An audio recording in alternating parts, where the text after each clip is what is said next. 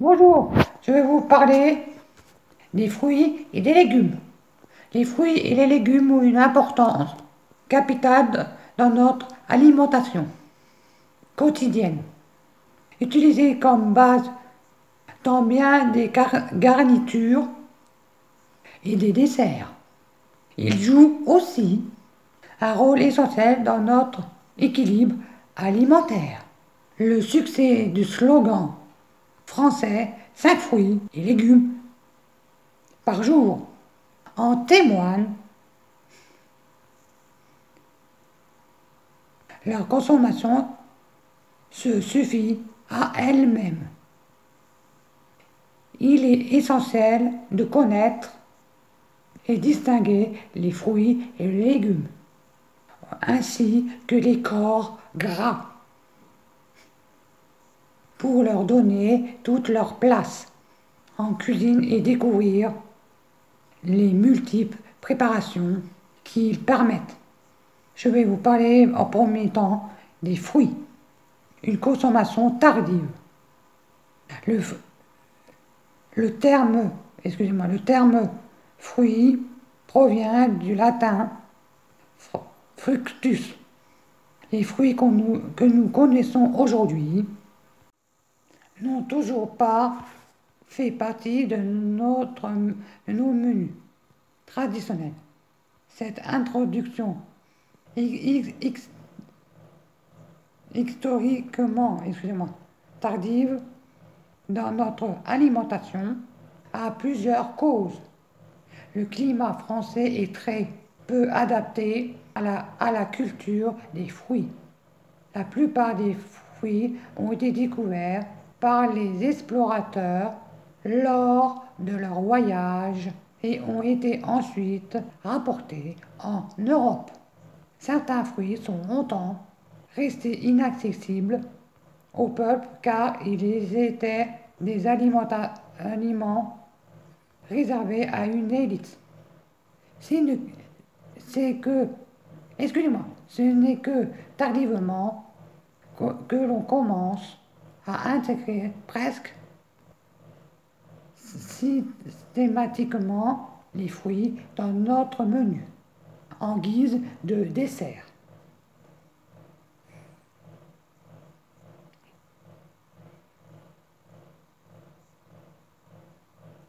Crus, découpés, plus tard, ils seront incorporés à des préparations, en entremets par exemple. Toutefois, ils peuvent aussi très bien accompagner certaines viandes comme le gibier ou autres préparations comme le boudin. Qu'est-ce qu'un fruit?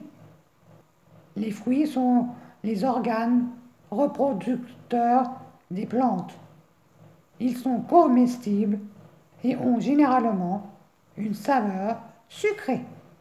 Dans le cycle de reproduction de la plante, le fruit est le résultat de la fleur fécondée. Il est porteur de graines. On consomme la partie charnue qui les protège. Bien sûr, cette définition s'applique à certains légumes, comme aubergines, courgettes, tomates, etc.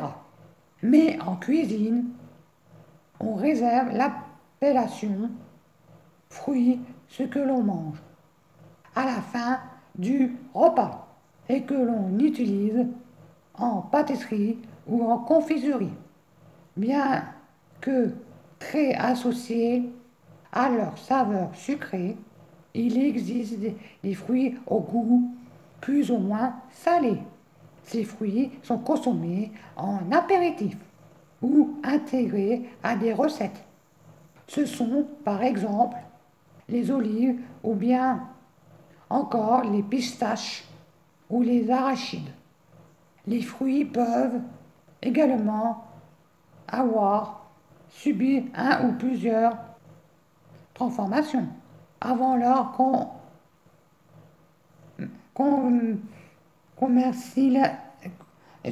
commercialisation. C'était dur à dire ce mot. Fruits séchés, par exemple. Dans le commerce, on en trouve de toutes sortes. Abricots, raisins, mangues, bananes, poires, noix de coco, etc. La famille des fruits. La classification est l'action de ranger des éléments en différentes catégories. Ici, il s'agit de répartir les fruits dans des familles différentes en fonction de leurs caractéristiques. Les fruits frais à pépins,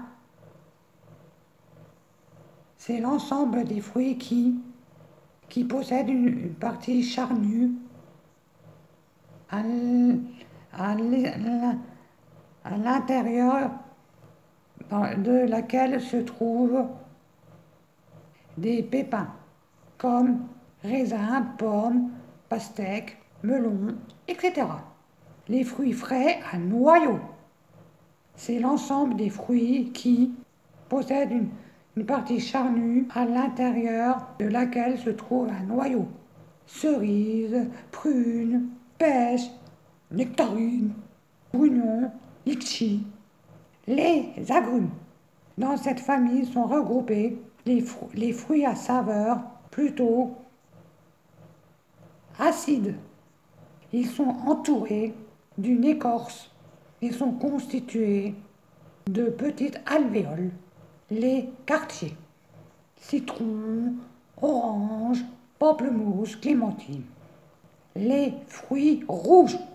C'est l'ensemble des fruits de couleur rouge ou violette.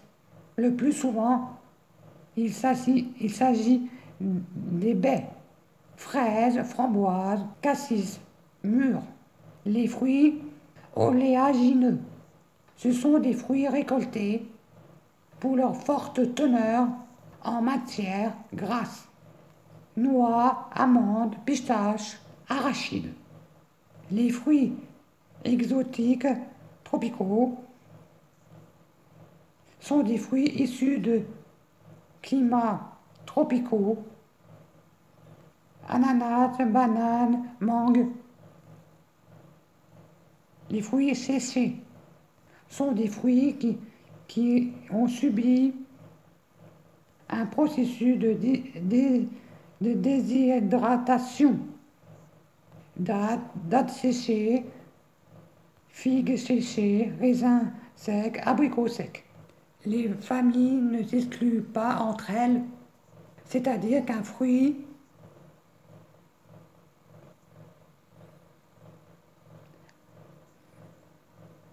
ainsi, par exemple, le pamplemousse est un fruit à pépins et un agrume. La mangue est un fruit à noyau, un fruit exotique. Et elle peut être un fruit séché.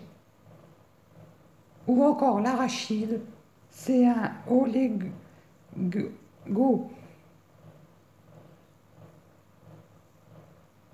oléagineux, excusez-moi, exotique. Les légumes. Qu'est-ce qu'un légume?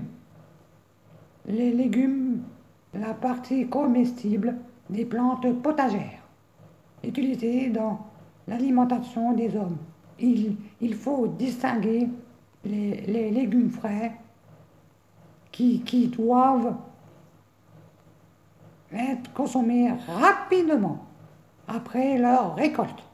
Des légumes ayant subi un processus de conservation, on parle de légumes semi-élaborés. Les produits semi-élaborés sont des aliments qui ont déjà subi une transformation plus ou moins importante, pouvant aller du simple épluchage jusqu'à la cuisson. C'est le cas par exemple de tous les légumes en conserve, boîte en bocal. Excuse-moi, boîte ou bocal, je veux dire. Des carottes râpées, des pommes de terre épluchées et déjà cuites. Des poêlées de légumes surgelés et prêtes à l'emploi. De plus en plus d'établissements font appel à ce type de légumes semi-élaborés, car ils présentent des avantages niveau financier. La famille des légumes. Du fait de leur grande diversité, les légumes sont classés en plusieurs familles en fonction de leur nature. Les racines. Ce sont les légumes dont nous consommons la racine souterraine, comme les carottes, betteraves, panais, navets, radis. Les feuilles. Ce sont les légumes donc nous consommons les feuilles, comme le chou, épinaille, oseille, salade. Les bulbes.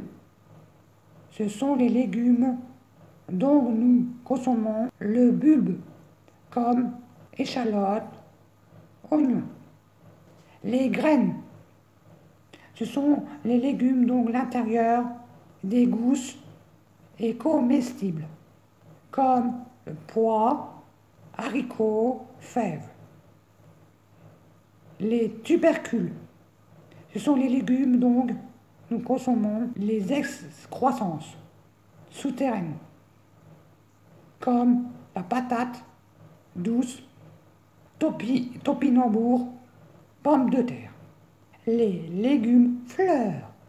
Ce sont les légumes dont nous consommons les bourgeons et les fleurs, comme artichauts, brocolis, choux, fleurs. Les tiges et les côtes. Ce sont les légumes dont nous consommons les tiges et parfois aussi les fruits, comme le fenouil, poireaux, rhubarbe. Les fruits légumiers. Ce sont les fruits sur le plan botanique. On les classe parmi les légumes pour leur qualité nutritionnelle, comme le poivron, courgette, courge, tomate. Les champignons. Ce sont des organismes charnus formés d'un pied et d'un chapeau, toxiques ou comestibles. Bolet, girolles, champignons de Paris. La saisonnalité. Qu'est-ce que c'est la saisonnalité? Excusez-moi. On peut consommer les fruits et les légumes toute l'année, mais on dit qu'ils sont de saison, lorsqu'ils poussent de manière naturelle. Ils possèdent alors un maximum, je veux dire, de qualité organoleptique, excusez-moi, c'est dur à dire. On les trouve alors en abondance et leur prix est plus faible. C'est ce qu'on appelle la saisonnalité des fruits et des légumes. De moins en moins d'actualité, la notion de saisonnalité reste cependant un des facteurs les plus importants lorsque l'on parle d'achat, mais aussi de qualité de fruits et de légumes. Pour la culture de chaque fruit et légume, elle dépend des conditions climatiques. La disponibilité en fruits et légumes n'est plus liée aux saisons. Or, ni le goût, ni les propriétés de ce hors-saison ne sont comparables à ceux en pleine saison. Voici les explications des fruits et légumes.